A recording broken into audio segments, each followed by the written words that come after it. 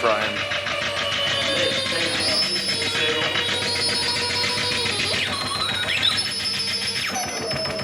Yeah, the organizers of this symposium asked me to give my thoughts about GMOs, recombinant DNA technology, and its introduction into more commercially important ways. It's funny, the first speaker was talking about Nijmegen being a GMO-free community, and I studied in Nijmegen and I started my PhD there, and the first transgenic animal was made in Nijmegen, in Holland, and it was the second transgenic animal in the world, in fact. So Nijmegen has changed its mind, apparently, but still worth mentioning that it all started in Nijmegen. Now I'm working for the Netherlands Cancer Institute, and as a scientist, and working at the Netherlands Cancer Institute makes you working in a sort of ivory tower, and acceptance of what you do to the general public is no question. We feel all the time, every day, a boost to do as many experiments with transgenic animals as possible to solve that problem of cancer. So the public reaction on GMOs is quite different, and it is dependent on the way you use it. Later, I started working in Nijmegen and then Netherlands Cancer Institute, but in between, I worked also for a company in Leiden, and that company was aiming at generating transgenic cattle. And that transgenic cattle was meant to produce large quantities, huge quantities of important proteins, commercially important proteins. And the public reaction on the founding of that company was weird. It was so negative and it was so emotional, no scientific argument whatsoever. It was just emotionally unacceptable. There was a lot of discussion going around, and words like eugenics and the boys from Brazil were used. And so that company was in real trouble. The company itself did also a very bad job in putting forward what they were meant to do with these transgenic animals. And that transparency was not there at all. The application of the first product shifted from nutritional supplements to pharmaceuticals to animal welfare for the cows, and vice versa.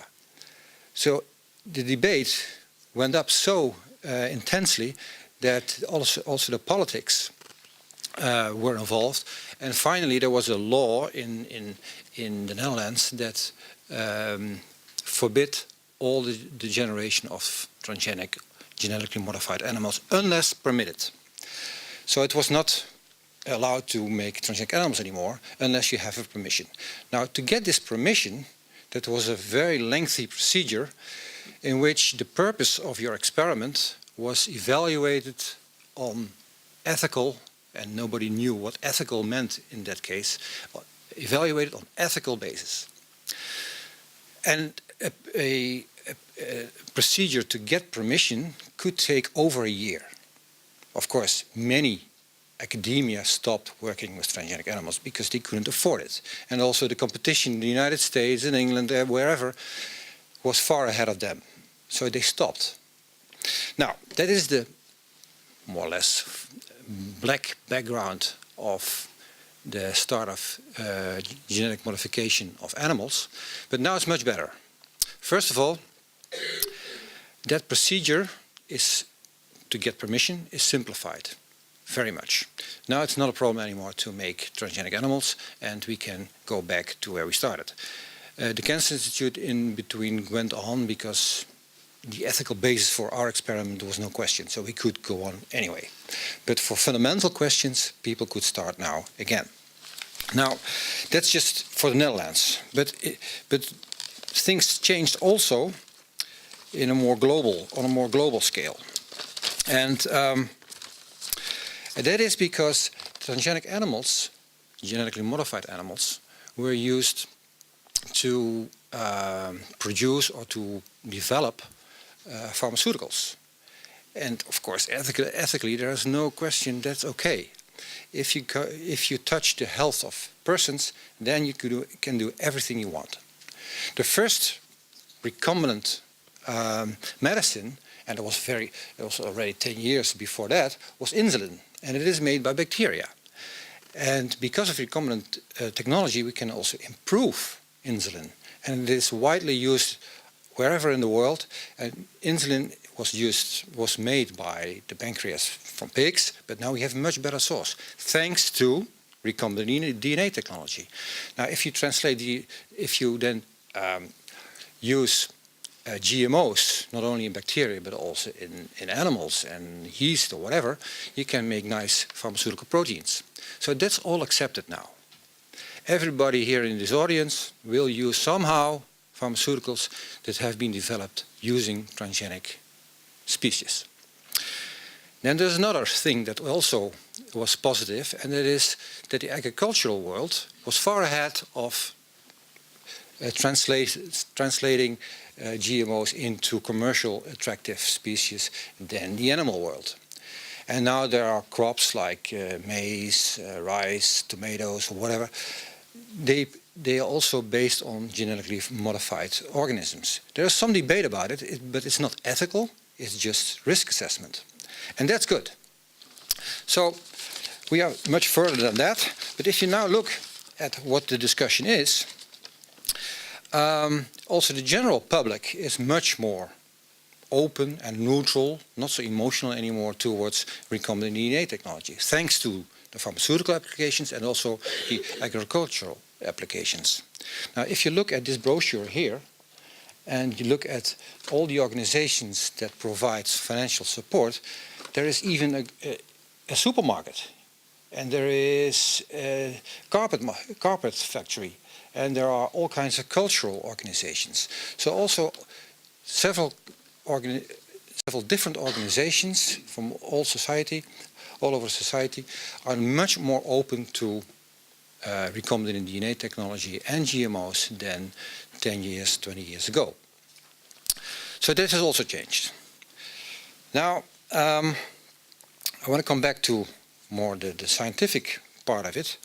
There also was a change.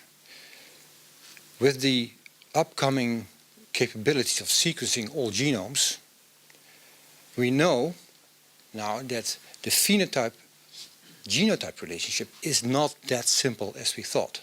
It is just not, we know all the genes that you have, the sequence of all the genes that you have, and we know your predisposition for diseases, your character, and so on and so on. That's not true. And we realize that now. So also that relationship is much more relaxed. And this is a more Calvinistic standpoint of view. If we know who you are, then it is determined by your genetics. And now it appears that it is not true. It is a sort of, it gives you a relaxed feeling. It's not all that black. I'm a romantic Catholic, not a Roman Catholic, but a romantic Catholic, so I think very positive about that. There's another downside to it, that we also know now that the phenotype-genotype relationship is much more complex. Also, just the expression of genes, the regulation of expression of genes is much more complex. 20 years ago, when all this debate started, we thought, well, you have a gene, you have transcription, and then translation of its messenger. That's gene expression. That's not true. The regulation of gene expression is much more complex. It's regulated at many more levels than we thought before. So it appears now, for instance, that on the RNA level, all the expressed genes communicate with each other. They can regulate their neighbor's expression and also their partners in expression. So the simplified view of DNA, RNA, protein is much more complex than we thought. There's also a downside to it, because if you're going to change the genes, add some genes to it, or take genes out of it, then you don't know exactly what you are doing. So therefore, I think the risk assessment should be reevaluated. How do we do that? So, a few words about practical things like knowledge, money, availability to other societies. I think those are practical problems. Recombinant DNA technology is cheap compared to nuclear power research, for instance. It's very cheap. And also GMOs are relatively easy to generate. So that's not a problem. Also fundamental knowledge is also not a problem. You can open up Nature, Cell, whatever, and you can read how to do it. And in all fundamental laboratories around the world, we have many people from abroad, also from third world countries, that participate in the research. So I think that is a practical issue we can solve, availability of the knowledge. Then we have the intellectual property. Now, and also the role of the industry in that. Also that part I think is solvable, although very difficult. Many pharmaceutical industries, for instance, don't play a very transparent role, and also not a very nice role sometimes, but we have to deal with that. And I think we can learn from the application of pharmaceuticals how to do that. We have made mistakes, also the industry did make a lot of mistakes, of course, but there was also some progress. So we can learn from that. And one way or the other, we need the guys from the industry.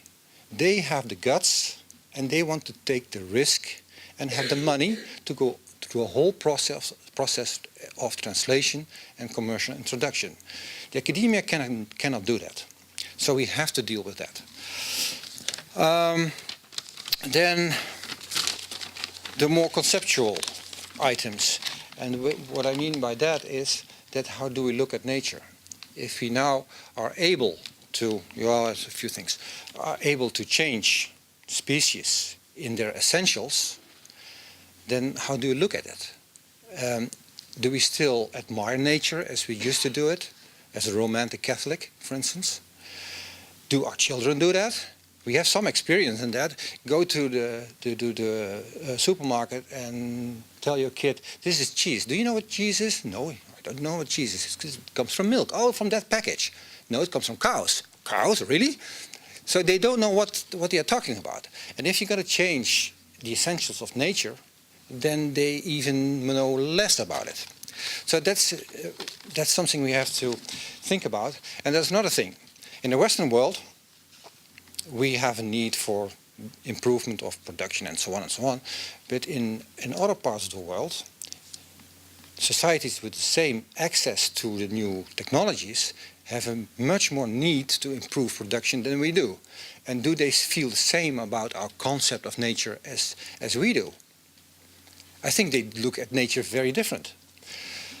If we talk to postdocs in our lab that come from China, and we talk about using mice for an experiment, then he really sees this as bricks, not only just bricks, not as living entities in these experiments. So they have a totally different concept of living beings, at least at the level of experiments, than we do. So we have to come to a sort of consensus worldwide how to deal with that.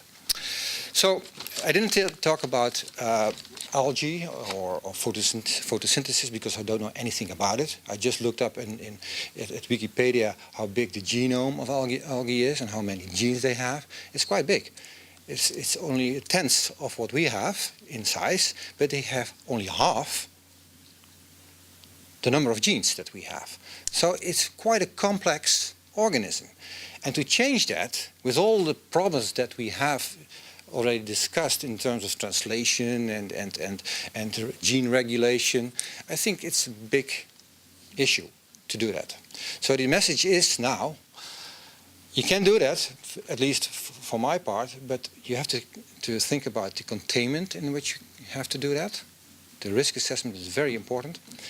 And also, we might rediscuss the things that we started 20 years ago when this transgenic bull was made, because we know a lot more about gene regulation, phenotype-genotype relationship, and also I think now we know better what we are talking about at that time.